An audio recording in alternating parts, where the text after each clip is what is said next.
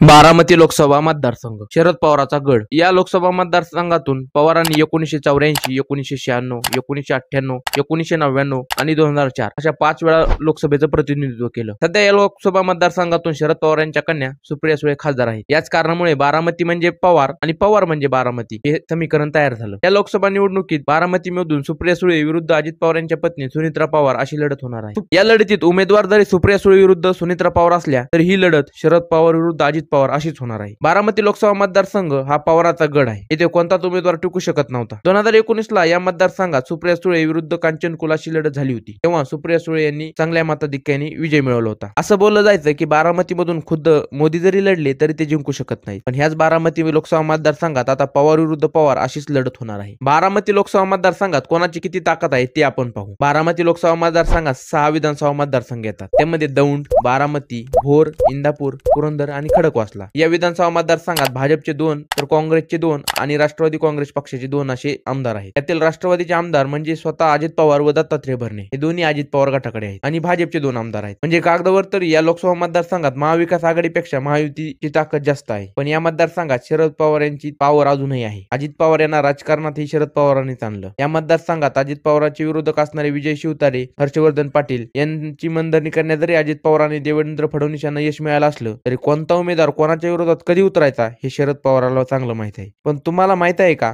पवार विरुद्ध पवार हा वाद पहिल्यांदा नाही. शरद पवार यांनी आपल्या सक्रिय राजकारणाची सुरुवात आपल्या मोठ्या भावाला विरोध करूनच केली होती. त्यांचे मोठे बंधू हे शेकापचे उमेदवार होते तर शरद पवार यांनी काँग्रेसचा प्रचार केला होता. आता 2024 लोकसभा निवडणुकीत कोणते पवार आपली ताकद दाखवून देतील तुम्हाला काय वाटतं? बारामती लोकसभा मतदारसंघात कोण बाजी मारेल, सुप्रिया सुळे की सुनित्रा पवार? कमेंट मध्ये नक्की सांगा. व्हिडिओला एक लाईक आणि चॅनलला सबस्क्राईब करायला विसरू नका.